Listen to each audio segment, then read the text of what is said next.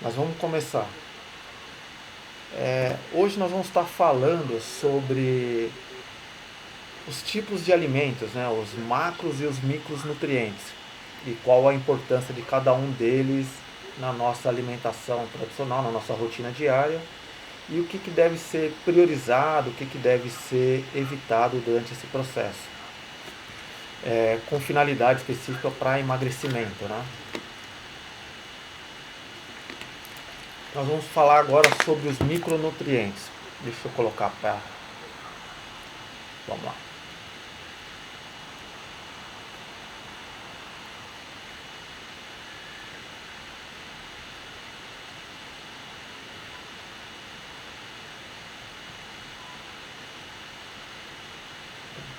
Só um segundinho.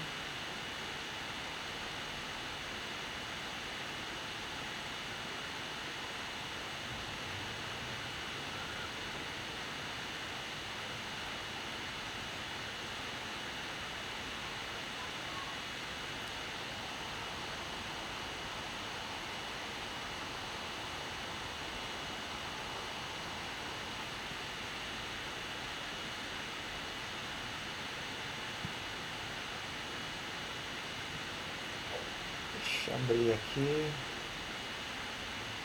Aí, vamos lá. Nós vamos falar principalmente agora dos micronutrientes essenciais. O que se caracteriza por ser essencial ou não essencial? Tudo que eu vou falar daqui dos macros, dos micronutrientes essenciais, significa que o nosso corpo ele não consegue produzir esse tipo de alimento, necessitando assim que a gente coloque através das nossas refeições tradicionais. Porque, exemplo, aminoácidos. Existem alguns aminoácidos que nós não precisamos ingerir, porque o organismo, através de combinação dos alimentos que a gente ingere, ele mesmo já produz esse tipo de aminoácido. Nos outros demais, em torno de 9, por exemplo, não conseguimos fazer essa conversão e a falta deles causa grandes problemas na nossa saúde. Dentro desses micronutrientes essenciais estão as vitaminas, que são substâncias diversas responsáveis pelo bom funcionamento celular e pelo desenvolvimento das funções vitais do organismo. Entre as principais estão a vitamina A, B, C e D e outras mais.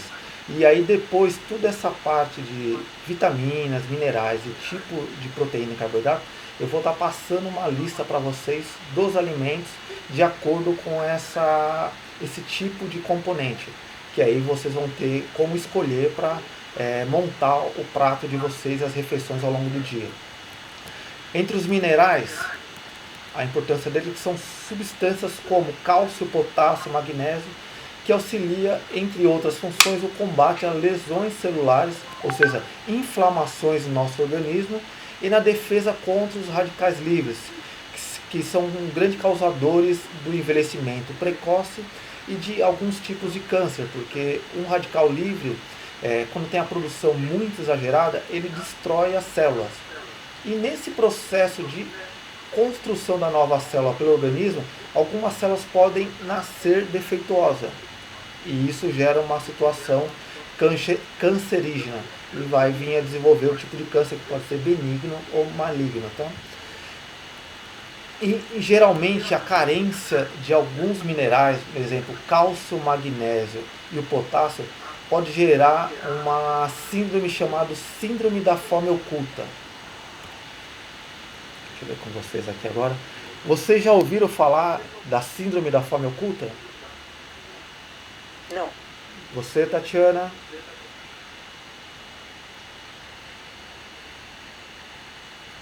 Desculpa, o seu áudio está muito ruim. Não está...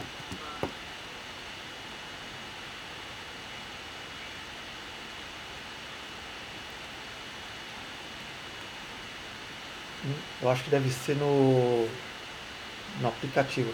Faz o seguinte para mim, Tatiana, eu vou dar um minutinho. Sai da sala e clica de novo para entrar, por favor. Às vezes nesse processo o áudio volta. Da fome oculta, você já ouviu falar? Eu nunca ouvi falar, mas eu acho que a gente tem isso. Perfeito. Ela ocorre geralmente quando quando a gente tem uma deficiência na ingestão desses minerais, cálcio, magnésio e potássio, A gente gera uma espécie de uma desnutrição celular. O corpo, para ele, é fundamental esse tipo de substância. Então, para ele não ter que tirar de outro órgão nosso, ele se manifesta de que forma? Através da fome, porque ele não vai saber te falar: Tatiana, está faltando cálcio. Rose, está faltando magnésio. Então ele fala fome. E aí na hora que a gente vai comer, está com fome, a gente come. Só que em geral, quando a gente está com muita fome, a gente acaba optando por comer aquilo que nos dá prazer. E nem sempre o que nos dá prazer é o que contém o que deveria ter. Então a maioria das pessoas tem uma necessidade enorme de açúcar, vai comer coisa que é muito açúcar. Tem gente que gosta de salgado, enfim. Mas não quer dizer que aquele alimento vai ter esses minerais. E a gente entra num ciclo vicioso. Aí vai passar um tempinho e ele vai falar novamente, fome. Aí você vai comer novamente aquilo que te dá prazer. Então, se na nossa alimentação a gente não tiver equilibrado esses minerais, esses nutrientes em geral, pode entrar nesse ciclo repetidamente. E agora eu vou falar um pouquinho dos macronutrientes. Entre eles estão a proteína, a gordura e os carboidratos. Entre os carboidratos, o simples e o complexo. Nas proteínas, ela é a matéria-prima dos nossos músculos e dos nossos órgãos de uma forma em geral. São substâncias essenciais na construção da fibra muscular e, como eu disse, de praticamente todos os órgãos, principalmente do coração. Cada grama de proteína ela tem aproximadamente 4 calorias e normalmente são encontradas nas carnes e nos laticínios em geral. Mas existem outras fontes de proteína também, as vegetais. Então, exemplo, a quinoa, o grão de bico, a lentilha, feijão, o amaranto, chia, aveia, pasta de amendoim, amendoim torrado em geral, semente de canhamo, semente de abóbora, semente de girassol, as castanhas também e folhas verdes escuras. Então, e aí o tofu também, né? Leites vegetais, tudo isso aqui eu vou estar passando para vocês depois o arquivo onde vocês vão saber cada alimento que representa cada componente desse. Mas o importante desse processo é que o nosso corpo ele necessita de proteína. A maior parte dos nossos órgãos eles são compostos de proteína. Só que de uma forma geral, a gente, pela cultura nossa e dos outros países, a gente acaba ingerindo muito mais carboidrato do que proteína. Uma pelo custo, que ele é bem mais barato o carboidrato do que a proteína, e o outro pela praticidade e o prazer que ele causa. O carboidrato em si ele causa a sensação de prazer, de acalmar, do que a proteína. Então, por isso a nossa preferência em geral em ingerir os carboidratos. Dentro dos carboidratos, qual é a função dele? Ele é uma fonte de energia rápida.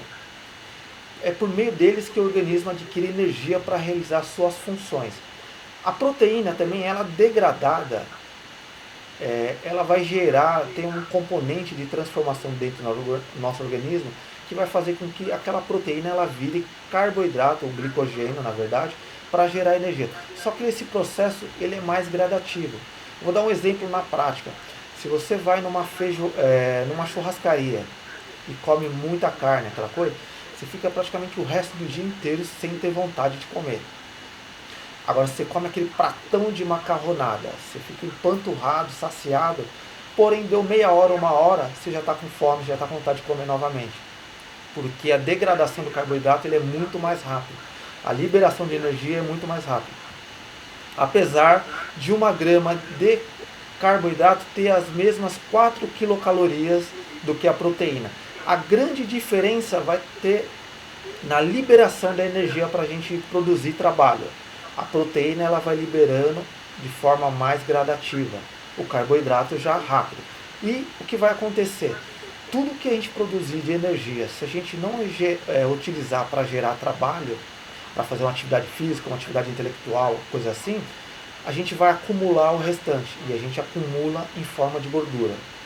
Então, existem 2 tipos de carboidrato, que podem ser simples ou os complexos. Isso vai depender se ele vai ser simples ou complexo pela quantidade de moléculas de energia que ele vai liberar. Os alimentos ricos em carboidratos simples são os alimentos mais doces. Inclui o açúcar refinado, o pão francês, o mel, geleia de frutas, melancia, uva passa, arroz branco, pipoca, refrigerantes. Então tem uma quantidade de açúcar muito grande.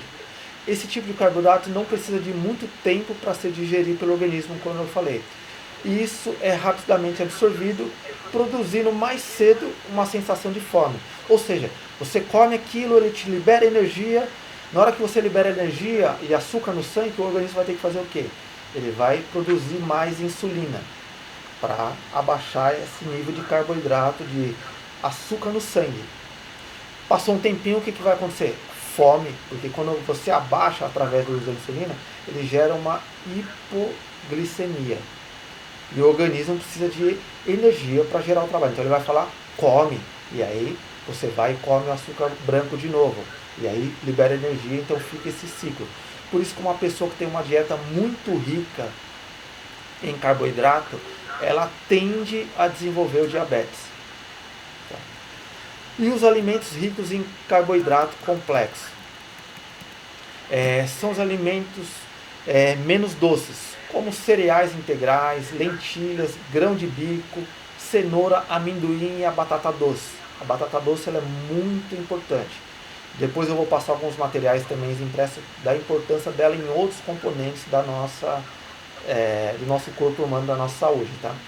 E os alimentos ricos em carboidratos complexos, ele tem uma digestão mais lenta, porque ele tem uma componente de fibra também maior do que no açúcar simples.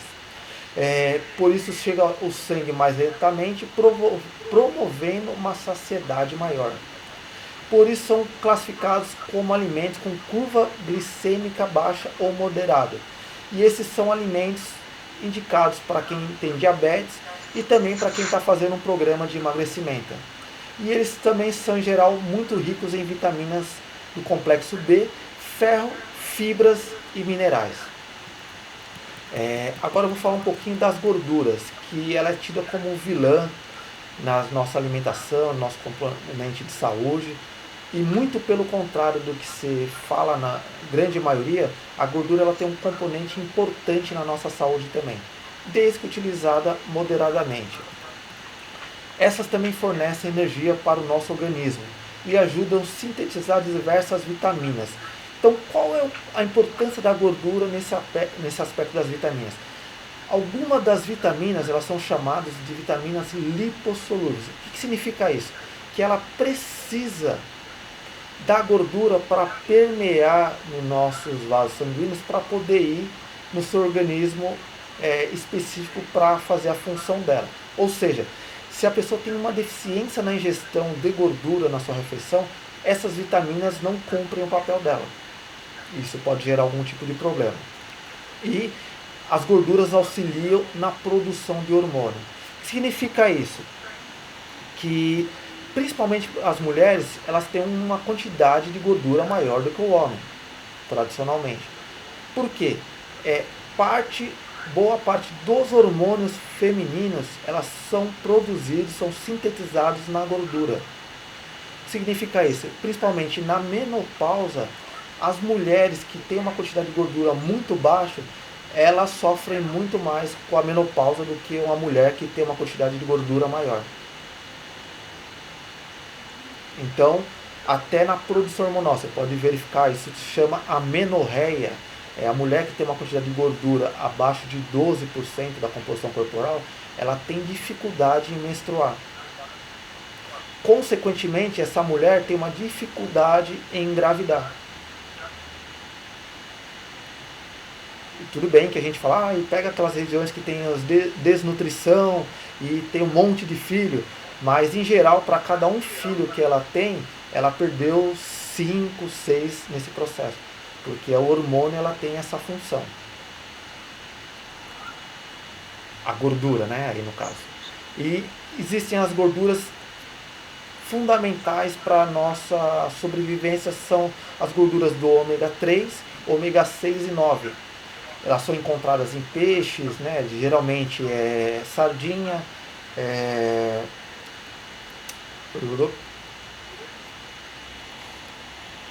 e peixes em gerais de água fria, o salmão, agora me veio a palavra, desculpa.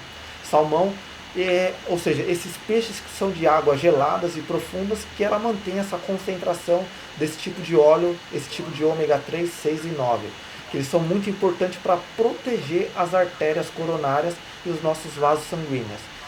E aí uma coisa importante, como eu disse, 1 grama de carboidrato, uma molécula de carboidrato, uma de proteína, ela nos fornece 4 quilocalorias.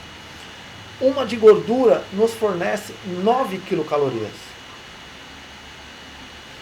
Então, para um mecanismo de sobrevivência, para o corpo, ele é muito mais interessante armazenar a gordura do que a proteína no nosso corpo. Você pega uma pessoa que ela não faz atividade física, ela não tem uma alimentação regrada, o organismo é muito mais fácil, é muito mais interessante ele armazenar a gordura no corpo da pessoa e fazer com que ela perca massa muscular. Porque 1 grama de gordura, ela libera em torno de 9 quilocalorias. E como nossa memória genética dos primórdios, onde não se tinha uma liberação, uma disponibilidade de alimentos tão grande como a gente tem hoje, então o organismo ele precisava armazenar o máximo que ele podia. Então ele armazenava em forma de gordura.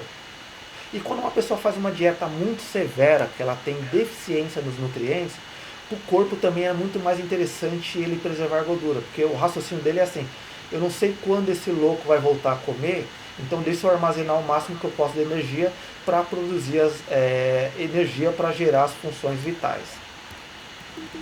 E um outro alimento muito importante, apesar dele não nos fornecer energia em geral, mas ele é considerado como um alimento, mas um alimento insolúvel, é a água. Se a pessoa tem uma deficiência de água, ela pode estar ingerindo a quantidade de fibra necessária, porém o intestino dela vai ser preso, ela vai ser uma pessoa constipada na grande maioria das vezes. Por quê? Quando você faz a ingestão da quantidade de fibra, ele se mistura com os outros alimentos e produz o bolo fecal, os resquícios, né, na verdade, a decomposição dos alimentos. Só que se não tem água para essa fibra expandir, o que ela vai fazer? Ela vai empedrar. E aí a pessoa vai ter dificuldade de evacuar, porque a evacuação ela acontece com essa expansão desse alimento, ele pressiona as paredes do sistema digestório, do intestino, da região lá específica, e ele estimula a evacuação. Se a pessoa não bebe água na quantidade suficiente, aquilo lá vai empedrar, não vai expandir, e ela vai ter dificuldade de evacuar. E isso repetido várias vezes, ela gera um trauma nessa pessoa, e ela prefere, toda vez que ela tem vontade de evacuar, segurar, porque ela não quer sentir dor. E isso vai ser um mecanismo que vai se repetir e vai gerar essa situação sistematicamente, causando até a necessidade de fazer um tratamento medicamentoso, mas não adianta fazer esse tratamento medicamentoso se ela também não ingerir a quantidade de água. Ela vai ficar funcionando no intestino através do remédio, porém toda vez que ela evacuar vai ser muito sofrível, porque vai sair tudo meio que empedrado. Tá? E aí a água também tem os outros componentes. Ela deixa a pele mais radiante, com aspecto mais saudável, porque vai ter uma pele nutrida. Ela auxilia na diminuição da celulite, ela não vai eliminar, mas a celulite, o processo de desenvolvimento é através de uma inflamação das células de gordura, através da baixa ingestão de água e através da produção excessiva de radicais livres, que ela vai destruir as células de gordura e vai deixar ela com esse aspecto envelhecido. Deixa os cabelos, as unhas mais hidratadas, melhora o funcionamento do cérebro e ele também tem um componente de regulador térmico. Desculpa. Quando você faz atividade física, se você não bebe água durante a atividade física, o organismo ele desidrata. Por quê? Ele vai ter que transpirar na tentativa de abaixar a nossa temperatura corporal. Se você não faz a ingestão de água na quantidade certa, esse mecanismo de transpiração e ingestão fica desigual, desequilibrado. E aí causa uma hipertermia e você pode vir a desmaiar. Então, mesmo durante a atividade física, é interessante você fazer a quantidade de ingesta de água suficiente, que depois eu vou estar passando aqui para vocês qual é essa quantidade ideal. E ajuda a limpar o organismo, porque muito das impurezas do organismo ele vai embora com a passagem da água. E o principal de tudo, ele ajuda no emagrecimento. Por que isso? Porque toda a degradação, a metabolização, a queima da gordura do nosso organismo, ele vai gerar um componente. Esse componente, se ele não tiver a quantidade de água adequada, nós vamos ficar retendo essas toxinas. Consequentemente, o corpo vai falar, já que eu não está sendo me fornecida a quantidade de água ideal, eu vou reter essa água que está acontecendo com a queima da gordura, porque eu preciso me desidratar. Então a pessoa ela entra num processo de emagrecimento, porém o peso dela não se percebe diminuir na balança, porque a pessoa está retendo esse líquido. Então ela começa a ter problema circulatório também. E a água ajuda a acelerar o metabolismo também, principalmente se você bebe a água ela de fria para gelada. O que vai acontecer? O corpo, para manter a temperatura corporal, ele vai precisar acelerar o metabolismo para resfriar aquela água, para aquecer, na verdade, desculpa. Consequentemente, acelera o metabolismo do organismo, então ele vai contribuindo pouco, mas ele contribui nesse processo de emagrecimento.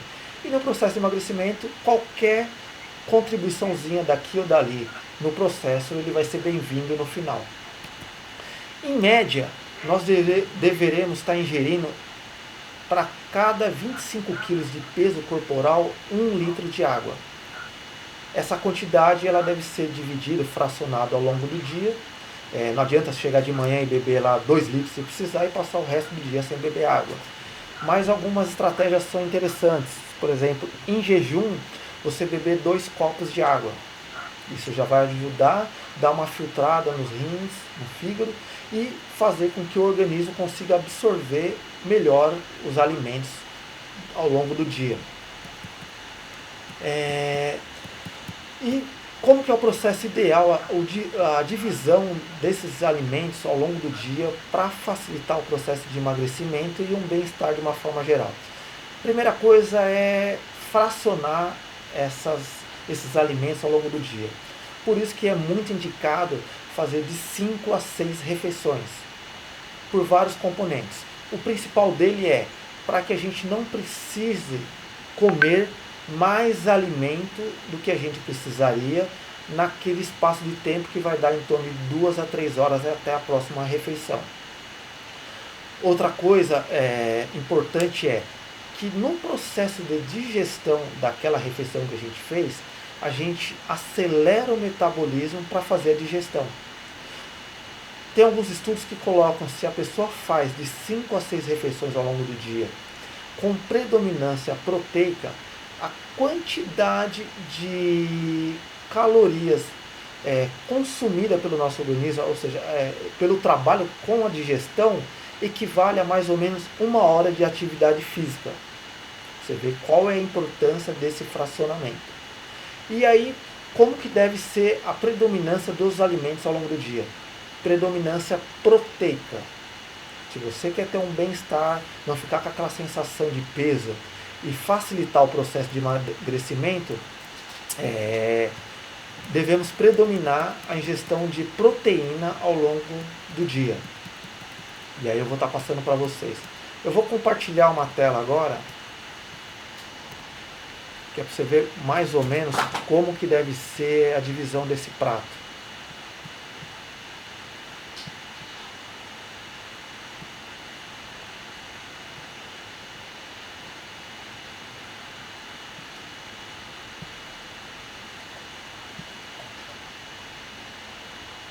Então a gente vai tentar dividir ele mais ou menos nessa composição. Metade do prato, isso tanto no almoço como no jantar, de folhas. Então vai ser salada. Tentando a maior parte dessa salada ser de folhas verdes. E aí tentar variar um pouquinho. Verde clara, verde escura, cenoura, beterraba. Aí soma atenção para esses dois tipos de alimentos, a cenoura e a beterraba. Tentar evitá-los à noite. Principalmente a beterraba, porque ela tem uma quantidade de açúcar muito grande e com índice glicêmico muito alto. E como a gente está querendo fazer um processo de redução na ingestão de carboidrato e de açúcar, a gente vai tentar evitar um pouquinho. 25% do prato, a gente vai dividir o prato no meio, então metade de folhas e legumes e vegetais, metade do prato de proteína, de preferência proteínas magras. Aí na lista que eu vou passar para vocês vai estar determinado todos os tipos de proteínas lá. Então evitar fritura, carne milanesa, essas coisas. E na outra parte, um quarto aí do prato é de carboidratos, de preferência de carboidratos integrais. Então arroz integral, macarrão integral. Se não está habituado a ingerir carboidrato ainda, o que vai tentar fazer? Misturar. Coloca um pouco de carboidrato integral e um pouco do carboidrato tradicional, ou seja, um pouco do arroz integral misturado com arroz branco. E vamos tentando modificar ao longo do tempo. E aí, como que seria o ideal de fazer a ingestão dos alimentos? Iniciar primeiro pela salada. Terminou a salada, come a proteína e aí deixa para o final o carboidrato. Por quê? Eu não quero que você deixe de comer o carboidrato. Porém, quanto mais a gente conseguir diminuir, lembrando que na salada, nos legumes vegetais, já tem uma quantidade significativa de carboidrato, mas psicologicamente a pessoa não fica saciada se ela não comer. E isso com o tempo você vai entender que não é necessário. E aí chegando aqui no final, a tendência é que você já esteja saciado e você vai comer menos desse macronutriente. E uma dica importantíssima, tentar sentar em um local que você esteja calma, tranquila, fique ansiosa, não fique assistindo a televisão enquanto coma e descanse o talher. Ou seja, colocou a salada na boca, descansa o talher, mastiga, comeu, pega novamente. Então a ideia é que você leve em torno de 15 a 20 minutos para fazer essa refeição. Por que isso? Porque o nosso sistema nervoso central ele leva em torno de 15 minutos para assimilar que o alimento está lá no nosso organismo e manifestar a sensação de saciedade. E aí o que acontece? Se você come de forma acelerada e sem dar tempo de mastigar e tudo mais, quando você comer novamente, repetir o prato, a tendência é que você tenha comido mais do que precisava.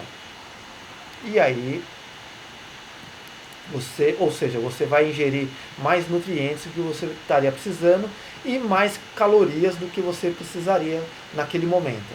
Tá? Então, a dica nesse processo, fazer essa ingestão começando pela salada de legumes, depois a proteína e depois o carboidrato. Descansando o talher após as refeições e se tiver que repetir novamente, espere em torno de 10 a 15 minutos e veja se realmente você tem necessidade de comer novamente. Na hora de montar o prato, isso aí é uma dica importante. Tente não disponibilizar os alimentos, as travessas na mesa. Monte o seu prato na cozinha e venha para a mesa com o seu prato pronto. Porque nesse processo de sentar com os outros familiares, marido, filhos e ficar conversando, está lá o alimento, a tendência é que você vá lá e fique beliscando e coma mais do que você precisaria estar comendo. Então, o segredo é sair da mesa antes de acusar aquela sensação de saciedade. Coloca aquela quantidade, comeu, terminou, sai da mesa e vão conversar em outro local. Tá? A ingestão de água. Evitar de fazer ingestão de água minutos antes do almoço e do jantar. Tente pelo menos uma meia hora a 40 minutos antes dessas principais refeições. Por quê? A água, quando a gente bebe, ela limpa um pouquinho a nossa língua e tira umas enzimas que são digestivas, que fazem a absorção do carboidrato principalmente. Então, você tenta evitar que isso ocorra bebendo água esses 30, 40 minutos antes e uma hora após a refeição. Entre os lanches intermediários, tentar também uma meia horinha antes beber 1 a 2 copos de água. Sentiu aquela vontade, aquela fome ao longo do dia? Antes de comer, bebe um copo de água. Dê um tempinho para você ver realmente se era apenas um esvaziamento do volume estomacal, como você vai estar ingerindo uma quantidade menor de alimento, até o estômago diminuir esse volume, que vai acontecendo ao longo dos dias, você pode ter muito essa sensação de fome. Então, beba 1 copo a 2 antes de água, dê um tempinho e fala, não, realmente eu estou com fome. E aí você vai e come. E tente manter essa frequência de a cada 3 horas estar comendo, mesmo que você não esteja com fome. Que é justamente para que você coma sem estar com fome, porque na hora que você come sem estar com fome, você usa o seu sistema racional. Você consegue escolher o que você deve comer. Se você está com fome na hora que você vai comer, normalmente você usa o seu sistema emocional. Você procura os alimentos que te dão prazer. E a gente já sabe, se a gente come tudo que dá prazer, a tendência é a gente engordar. Porque o que dá prazer, em geral, ou é gordura, ou é sal, ou é açúcar. Então você mantendo essa frequência a cada 3 horas e com os alimentos, tanto no lanche como nas principais refeições de predominância proteica, a chance de você ficar com fome entre as refeições será diminuída, que a gente vai ter que fazer só em cada caso, ajustar a quantidade, que aí vai depender do volume estomacal de cada um, mas a tendência com o passar dos dias é você sentir menos vontade de comer, menos fome. Por quê? O estômago ele vai reduzindo o volume. E aí uma quantidade menor de nutriente, de alimento, já vai ser o suficiente para você ficar saciado. Tudo bem? Nesse ponto agora a gente vai conversar um pouquinho, discutir, para ver se com alguma dúvida, alguma coisa que gostaria de perguntar, fora isso daí, dentro do tópico. Ficou alguma dúvida? Sim, assim, isso tudo que você falou, mais ou menos assim, faço. É que tem dia que a gente não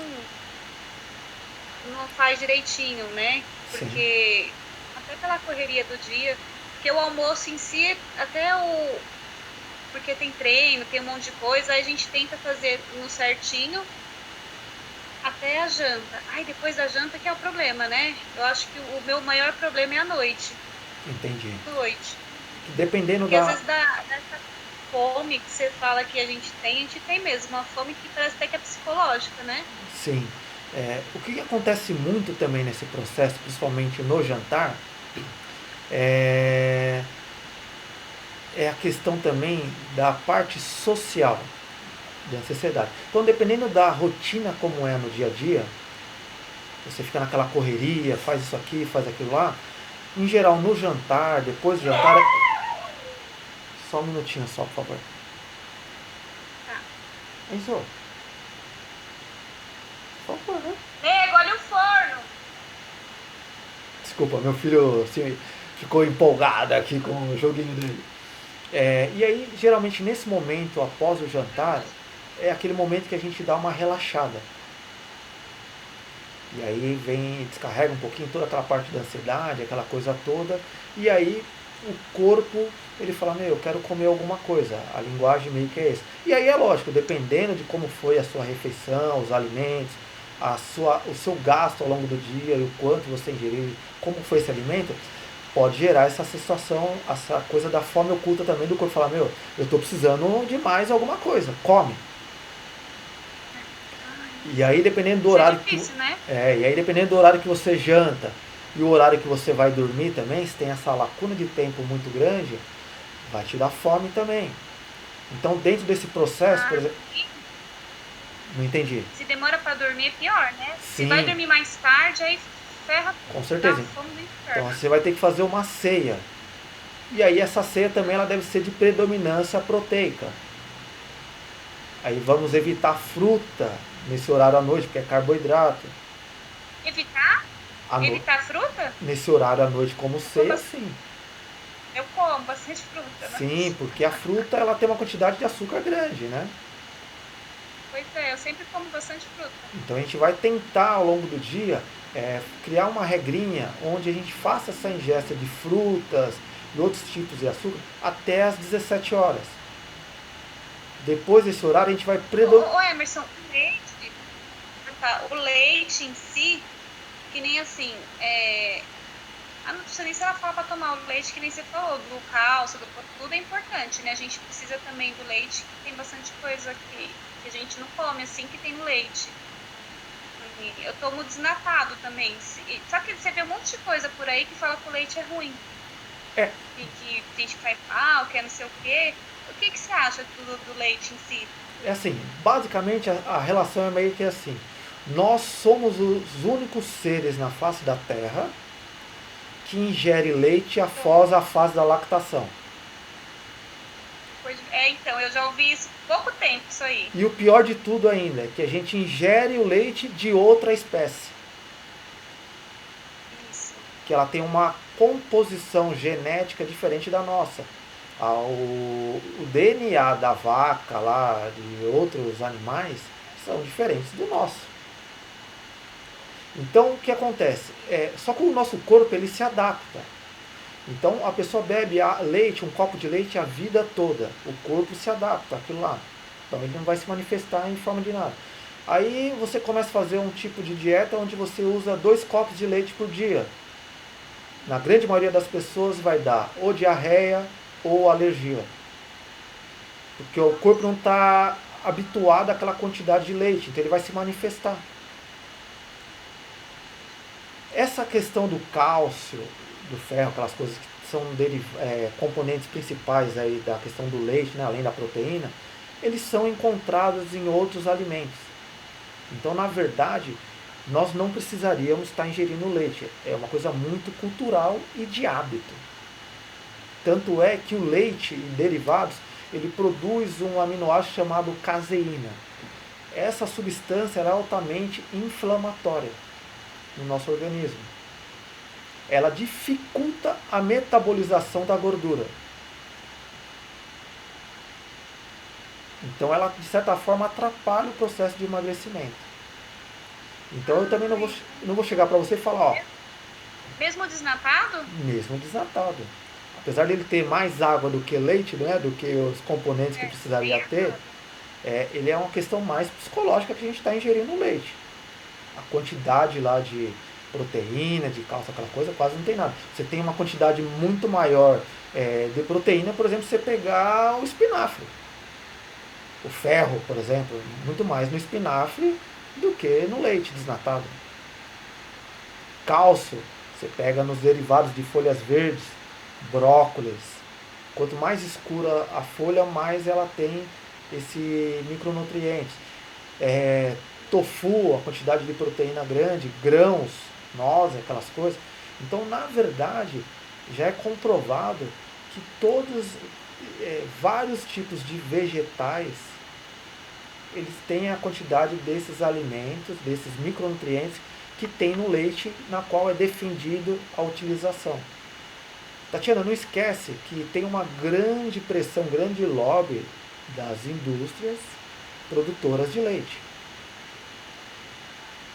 Então você pega nos alimentos lá, em geral, tem a lei de rótulo. Então vou dar um exemplo assim, sem fazer lobby. Existem alguns suplementos que você pega nos Estados Unidos, lá ele já é considerado assim, alimento saudável. Você pega esse mesmo produto que é vendido aqui no Brasil, ele é obrigatório ter no rótulo que ele deve ser feita a ingestão dele com leite. Lá nos Estados Unidos, por exemplo, pode beber com água, tomar com água, esse tipo de alimento, esse tipo de shake. No Brasil, ele é obrigatório a ingestão de leite para ser liberado pela Anvisa para ser caracterizado como alimento. Então tem vários componentes.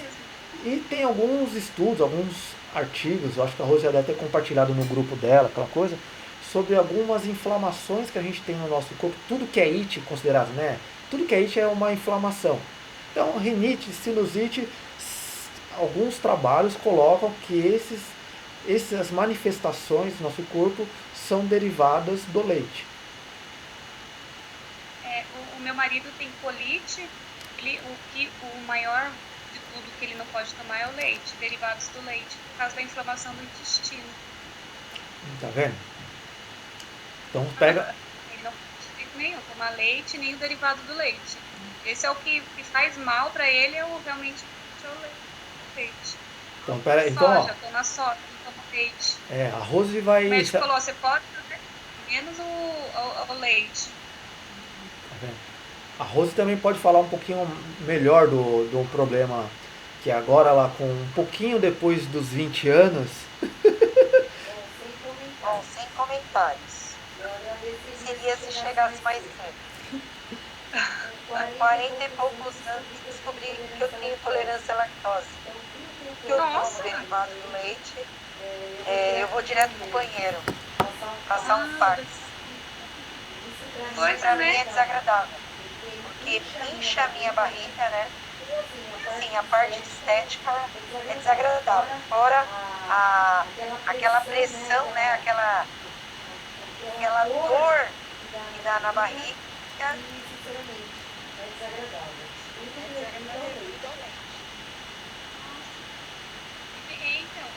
Meu marido, ele não tem esses sintomas, ele não tem diarreia, ele não tem dor, ele não tem nada. Ele descobriu por uma dor que deu no ânus, assim, deu uma dor, aí no finalzinho acabou dando uma fissura muito forte, passou muito mal.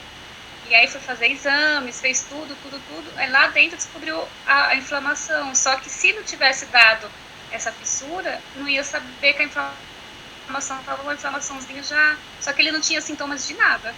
Só que não pode comer nada.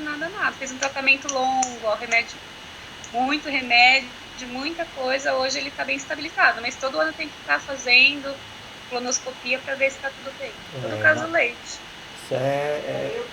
Eu fiz o exame, deu a intolerância à lactose.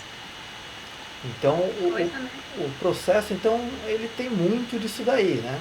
Então tem a linha que fala que não tem problema, tem aqueles que proíbem.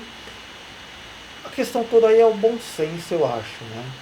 Então, o máximo que a gente conseguir evitar, diminuir, eu acho que é bem-vindo, já que temos outras fontes de alimento que nos fornecem esses nutrientes que deveria ter do leite. Mas eu, particularmente, eu gosto muito de levar essa regra, essa analogia, que a gente ainda é o único mamífero que bebe leite após a fase de lactação. E o pior de tudo ainda é usar de outra espécie. Então acho que a natureza, se a gente analisa, a gente observa o que acontece, a gente vê que muitas coisas que a gente faz realmente está errado. A forma como a gente lida. Só que a gente não contesta porque é uma questão de hábito. Veio passado dos nossos pais, a gente leva aquilo como verdade e reproduz aquilo, ensina os nossos filhos e assim vai indo. E vai descobrindo cada um com o seu problema quando vai no médico e vê através do que surgiu aquele problema de saúde. Não, e você sabe que assim, eu nem tomava, depois acabei nem tomando leite mais, nem tomava, nem nada. Aí quando eu fui na nutricionista, ela quase que obrigou a tomar leite. Voltar a tomar o leite desnatado. É horrível, né? Sim. Aí fui me adaptando, trabalheira para me adaptar. E aí hoje eu tomo bem, eu tomo um leite lá de uma marca que eu gosto, que ele é suavezinho. Assim, no começo foi difícil, eu me sentia muito... Parecia que eu tava... Não sei se é o costume, não sei. Sei que hoje eu consigo tomar ele bem, gosto de um café, até tomo ele com café, não tomava nem com café, porque ele é muito aguado. Sim. E hoje eu tomo, mas foi pela dieta da nutricionista, senão eu nem tomaria leite. Sim. Ela, não, você tem que tomar por causa da idade. Da minha idade é uma idade que já tem que começar a se preocupar, que no leite tem tudo isso. Só que aí eu fiz a pergunta, porque isso que você falou, sempre eu tô pesquisando, vendo as coisas assim, aí eu vi muita gente falando sobre isso, falando disso, daquilo. Aí vem essa dúvida, né? Fala, caramba, a nutricionista vem me falar isso. Aí você vê um monte de coisa, você tá falando a mesma coisa que eu vejo um monte de gente falando também. Só que é o que nem você falou, eu tomo pouco. Entendi. À noite eu não tomo, eu só tomo de manhã. Café com leite de manhã só. Mas tenta... E às vezes à tarde, só às vezes também. Legal. Mas tenta, entendeu? Vamos fazer uma releitura da sua manifestação corporal. Você ficou um tempo sem utilizar, então, de certa forma, o seu corpo se desintoxicou desse, vamos dar exemplo, desse problema. Aí você voltou a tomar. Você falou que você se sentiu mal, deu isso, aquilo. Porém, depois de um tempo, continuando tomando, você foi não sentindo. Ou seja, o seu corpo se adaptou novamente ao processo. É a mesma coisa do carro com a gasolina aditivada e a batizada. Você vai colocar a gasolina batizada, o carro ele vai funcionar de uma forma mais devagar, né, sem tanta potência, e a médio e longo prazo o seu motor pode fundir. Agora, se você coloca a gasolina de ótima qualidade, ele também vai funcionar bem e a longevidade é maior. Mas o nosso corpo ele é sábio em dizer assim, através de manifestações, pô, esse negócio não me faz bem. Mas eu vou me adaptar porque é o que você me fornece. Eu preciso consumir energia, tirar energia de algum lugar. Então, se é isso que você tem para me dar, eu vou me adaptar a isso daí.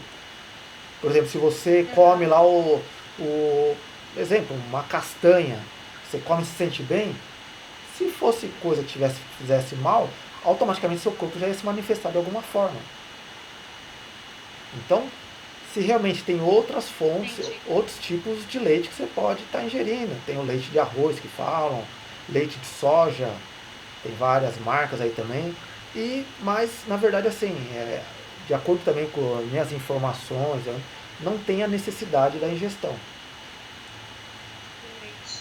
Tá? Você tem outras fontes que fornecem esses nutrientes que você precisaria estar ingerindo. Aí nesse tempo você vai passar, né? Tipo assim, o que seria bom pra gente tomar de manhã, tudo, né? Sim, assim, eu não vou poder montar dieta para ninguém. Porque assim, a minha formação eu sou. Pra comer. A minha formação eu não sou nutricionista, né? Eu sou fisiologista. Mas vai fazer umas trocas, né? Tipo assim, isso aqui é bom para amanhã, isso Perfeito. aqui é bom para o almoço. O que eu vou passar? Eu vou disponibilizar para todo mundo uma lista com todos os nutrientes. Então, por exemplo, carboidrato, todos os tipos de carboidrato, qual que é simples, qual que é complexo, proteína, tal. E a gente vai fazer o quê? Vai ser uma tarefa para todo mundo. Durante os próximos 2 dias, vocês vão postar no Facebook, no WhatsApp, desculpa, uma foto, toda vez que fizer a refeição, o lanche, vai tirar uma foto e postar no grupo. E você vai anotar a quantidade que você ingeriu e a hora daquele alimento. Aí no final do dia, você vai tirar uma foto daquela listinha e compartilhar. Depois do 3º dia, você vai começar a fazer a postagem das alterações nas suas refeições. Então, um exemplo, a pessoa come muito pãozinho no café da manhã. Come lá 2, 3. E aí, nós entendemos que não é interessante. Então, seria interessante comer isso. Aí, você vai colocar o que você está comendo dentro daquilo que você aprendeu, que é interessante colocar. Entendi. A gente vai meio que trabalhar nessa linha aí. E aí, vamos analisando qual que está sendo essa mudança comportamental, pelo menos nesse aspecto. Tá. Tudo bem? Tá, entendi. Você tem alguma pergunta, Rose? Não, você tirou uma pergunta aí. Fora isso aí, Tatiana, mais alguma dúvida? Não, tranquilo. Aí você vai postando, você vai explicando, você vai fazendo, né? Com certeza, a gente vai ter uma interação ao longo da semana pelo WhatsApp. Esse vídeo... Eu acho... Oi, pode falar, desculpa. Ai, cortou. Eu acho que ao longo do tempo a gente vai tendo dúvida, a gente vai se falando no grupo, vai tendo essas dúvidas e a gente vai se falando, né? Com certeza. A ideia é criar justamente essa interação em todo mundo. que um tem um nível de conhecimento maior, outro menor, e aí o próprio grupo também vai se ajudando e eu fazendo a mediação e passando as informações também de forma que a gente consiga todo mundo estar seguindo o mesmo caminho. Tá. Beleza. Tudo bem? E aí eu vou passar para você no grupo aqui uma planilha onde vocês vão anotar, na verdade, essas refeições que vocês fizeram ao longo do dia e a quantidade de água que ingeriu também. Isso é fundamental. Isso e o chá também? Não, você pode ter um campinho lá nessa planilha que ela tá observações. Aí você pode colocar nessa observação, por exemplo, bebi tanto de chá. Tá. Tantos litros. Não precisa colocar o horário. E vai ter uma lacuna lá com os horários e aí vai colocar a hora que está bebendo a água. Tá. Horário. É importantíssimo para a gente entender, até para você entender que momento que está te dando mais fome, que momento que você está bebendo mais água, para ver se tem alguma relação com ansiedade por alguma ocasião, ou se realmente é aquele momento que você sente fome por outra circunstância. Tá, entendi. Aí eu vou passar aqui, deixa eu pegar aqui, vão ter tarefinhas para fazer. Então, vocês vão se pesar, de preferência de preferência de manhãzinha em jejum, se for possível. Ela anda muito, né, o acordo, assim. Você pesa de manhã é um peso, à tarde é outro.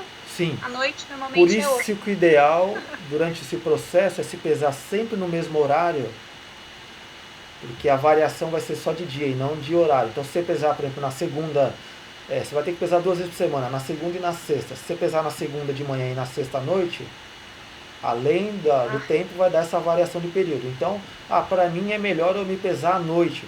Então todos os dias você vai se pesar à noite. À noite não, à noite é ruim.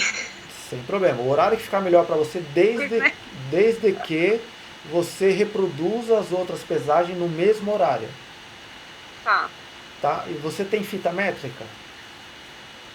Não, isso é uma coisa que eu preciso comprar. Eu tenho balança. Legal. Eu não tenho. Eu vou comprar uma que eu quero comprar já uma. Legal. Tenta providenciar uma fita métrica que eu vou passar depois um linkzinho ou um vídeo ensinando como é que você vai fazer as medições e quais, para ficar padronizada toda vez você fazer da mesma forma, tá? Então esse processo depois eu mando pelo WhatsApp como que vai ser, mas sempre na segunda e na sexta. Vai começar na segunda-feira ou já começa na sexta? Aí essa semana a partir de amanhã, tá? Eu vou mandar. Então amanhã já se pesa. Amanhã já se pesa e envia. Eu vou enviar também um questionário, onde vai ter lá coisa de expectativas, quanto que quer perder para esse mês, enfim. Mais algumas atividades para a gente trabalhar a parte neural, nosso cérebro, a mudança de mentalidade. Então assim que receber, responda para mim também, manda todo esse material que eu vou estar enviando, vocês vão devolver para mim no privado, no meu WhatsApp pessoal. Tá? Então eu vou. O que vai servir o grupo? A parte da alimentação vocês vão compartilhar até o momento que eu falo. Agora me reporte apenas no privado. Esses 2 primeiros dias o compartilhamento das refeições vai ser no grupo. A parte de pesagem da foto, aí você vai tirar uma foto sua também, de frente, de costas, vai pedir para o seu marido tirar foto, manda no particular, que a gente vai deixar anexado, para no final do trabalho a gente fazer uma análise do antes e depois. Vocês vão fazer uma foto também, de frente e de costas, de roupa íntima e deixar para você analisar depois e comparar o antes e depois. Então vocês vão enviar para mim a foto vestida. Eu nunca fiz isso, tu acredita? Desde da outra vez que eu perdi uns quilos, nossa, o pessoal fala, cadê as fotos? Eu falei, joga tudo fora. Gorda fora. Mas é legal ter essa foto, Porque o nosso sistema nervoso central, como a gente se vê sempre no espelho, a gente acaba não percebendo a mudança. Quando você olha uma foto de antes e depois, você consegue interagir com aquela sua nova estrutura corporal. Tá? É verdade. Então vocês vão tirar 2 tipos de fotos. Com roupa íntima e deixar arquivado para vocês. Com uma roupa que marque o seu corpo e que você possa compartilhar. Tendo como... Né? Não entendi, desculpa. Roupa de academia. Roupa de academia. Perfeito. Né? É tipo, você põe a blusa assim, né? Fantástico. Tendo como garantia que não vai ter nenhum compartilhamento dessa foto sem autorização prévia de vocês. Tá? Deixa eu só ver aqui a última. E aí no caso não vai se aplicar muito a vocês já fazem atividade física, mas eu vou disponibilizar também a partir de amanhã alguns videozinhos, principalmente para quem não faz nada, começar a fazer uma atividade física, que seja uma caminhada, alguns exercícios básicos que possa fazer dentro de casa, para ir acelerando o metabolismo, apesar de 80% do processo de emagrecimento ser através da manipulação alimentar. 20 a 30 apenas com o exercício físico, mas ele tem um componente muito importante que ele auxilia na mudança dos outros hábitos ao longo do dia, o exercício físico. Eu acredito nisso, sabia, Emerson? Eu acredito que é tudo alimentação. Com certeza. Quando eu perdi foi só alimentação. Foi dieta. Depois que eu emagreci, que eu entrei na academia, aí eu peguei gosto, aí eu gostei de fazer. Aí eu faço musculação, faço aeróbico, faço um monte de coisa, mas eu gosto, hoje eu gosto de fazer, eu vou porque eu me sinto bem, o corpo vai mudando, mas eu emagreci mesmo depois assim, foi com alimentação. Legal. E mantém, né, acho que ajuda a dar uma mantida, dar uma melhoradinha. Aí melhora o organismo, né, acho que o organismo em si melhora muito.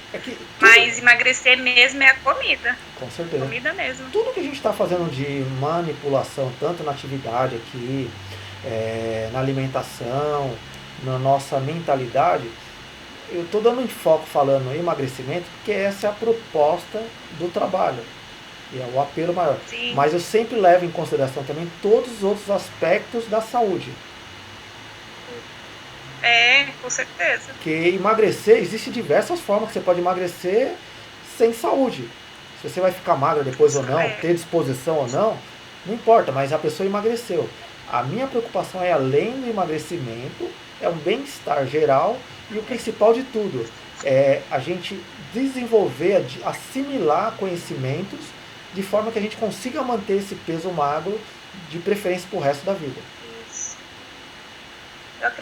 Eu acredito nisso aí que você está falando. Por isso até que eu entrei nisso tudo para isso. A gente tentar entender mais, né? Entender comida. Porque comer certo até come certo, mas tem coisa que às vezes você desengatia e que você pode trocar algumas coisas também. Que nem você falou. Tem bastante coisas que você falou que eu já não sabia, que era algumas proteínas, que nem você vai passar, tem algumas coisas que eu já nem sabia. Eu já posso trocar também, Legal. Que eu acho que vai melhorar. Essa é a proposta, né? Perfeito.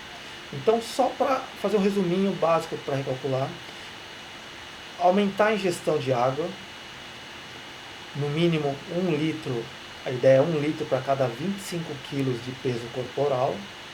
Dependendo do peso corporal, a gente não passar também de 4 a 6 litros de água, fracioná-lo ao longo do dia, beber 2 copos de água em jejum,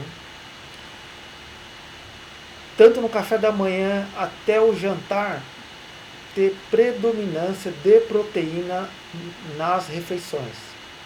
Café, almoço, jantar e nos lanches intermediários. Fruta, no máximo 2 frutas ao longo do dia, terminando a última, se possível, até as 15 horas. Porque a fruta ela é boa, tem uns nutrientes importantes. Porém, ela é muito rica em carboidrato também. Então a ideia é de forma de frutose, né? Então a ideia é a gente diminuir essa ingestão de carboidrato. Emerson, uma dúvida. Dizem que tem frutas mais calóricas e menos. Você vai estar citando isso pra gente? Dentro lá da relação de carboitratos, alimentos. Eu já ouvi falar que tem umas que tem mais açúcar. outras menos, né? Sim, então, por exemplo, a melancia, a gente fala, ela é água praticamente, mas ela tem quantidade de açúcar enorme. Legal. Beterraba é açúcar puro. Nossa. Não sai da minha casa, melancia, beterraba, como muita beterraba. Com melancia, suco de melancia eu faço direto. Com adoçante, mas faço. Aí, ó, com adoçante ainda. Já é rico em açúcar e a gente coloca adoçante. Então, não, mas é bem pouquinho. Então a gente eu vai... tomo fruta todo dia, mas eu ponho adoçante. Entendi. É ruim, né? É ruim. Não, o bom é que você já entendeu que é ruim. Mas tudo é hábito. A gente tem uma necessidade de açúcar mais do que a gente precisaria realmente. Isso é vício. Açúcar vicia. Pra vocês terem uma noção, fizeram uma tomografia computadorizada do cérebro de um viciado em droga e de um obeso viciado em açúcar. No momento ali não está claro, mas parece que os dois estavam pensando ou tinham acabado de comer. A tomografia computadorizada dos dois mostrava a mesma atividade cerebral. Nossa. Ou seja, está mais do que claro que o açúcar vicia. Por quê? O açúcar ele causa prazer. E 90% dos momentos que principalmente a pessoa com sobrepeso ou obeso ela vai comer para aliviar alguma dor, alguma ansiedade. Ela está buscando prazer. E aí quando ela consome esse alimento rico em açúcar, ela libera serotonina. E a serotonina é um hormônio que ela causa relaxamento. Só que quando a gente está na TPM, a gente tem vontade de comer doce, né? Que a gente fica nervosa. Você tá vendo? Então tem uma relação direta. Então, tem vezes que você fica... Eu não como, assim, eu não gosto de muito doce. Eu não gosto de muito, assim, comer fruta. Mas eu não sou muito chegada em coisas doces, sobremesa, doce assim, eu não gosto muito, não. E aí, quando é na TPM, nossa... doce. E não é normal, não é normal. Principalmente o chocolatinho, né? Então, vai vendo, todos esses alimentos eles liberam a serotonina. Basicamente, o corpo quer ter prazer. O ser humano quer ter prazer. E o alimento que nos mais fornece prazer é o açúcar. Que libera a serotonina muito mais rápido. Isso aí depois a gente vai ter umas discussões que a gente vai falar sobre isso talvez no próximo módulo mais específico sobre essa relação do sistema neural, que isso é dividido em duas partes. O consciente ou racional e o inconsciente, o emocional. Quando que a gente age pelo emocional e quando que a gente deveria agir pelo racional. Tá? Mas isso aí vai ser tópico para outra aula nossa. Então, fazer a divisão, tentar a cada 3 horas fazer uma ingestão de alimento, mesmo que não esteja com fome, de predominância proteica. Fazer a ingestão da água dividindo ao longo do dia. Quando tiver fome fora da hora, beber 1-2 copos de água, para ver se é fome mesmo ou se é um espaço estomacal que está precisando ser preenchido. Alimentos ricos em fibras. Isso aí eu também vou passar a relação para vocês. No jantar, dentro daquela divisão do prato que eu ensinei, tentar não colocar o arroz, nem macarrão. Tentar fazer um prato... Não colocar arroz? Não ouvi. No jantar, dentro daquela divisão que eu ensinei do prato, dividir metade de folhas, verduras, legumes e proteína, tentar não colocar nem arroz, nem macarrão no jantar. Nem integral? Nem integral. A gente vai tentar, isso com o tempo, deixar apenas folhas e legumes e a proteína. Eu tenho dificuldade. Eu como pouco arroz, mas eu tenho que ver o arroz no meu prato. Sim, isso tudo é um processo que vai ser ao longo do dia, do tempo que você vai... Psicológico, né? Psicológico, com certeza. Arroz eu olho arroz, olha, te juro, eu como isso aqui, ó, 2 colheres. Mas eu tenho que ver, às vezes você sabe que às vezes eu nem como lá, mas eu tenho que ver o arroz. Entendo. Senão parece que eu não fico satisfeita. Com o passar do tempo você vai se libertar dessa necessidade. Então, se Aí meu você... marido fala, você nem come arroz, olha o tanto de arroz, vai ficar com fome. Eu falo, não, tem que comer arroz, o arroz está aqui. Sim, então a ideia é, você já matou tudo, com o tempo é não colocar. Depois que comeu, ficou saciado, se sentir a necessidade, você vai lá e pega uma colherzinha de arroz e come só para matar a vontade. Mas durante esses 2 primeiros dias você vai colocar exatamente, vocês vão colocar exatamente da forma que vocês fazem. E aí depois a gente vai fazendo as modificações.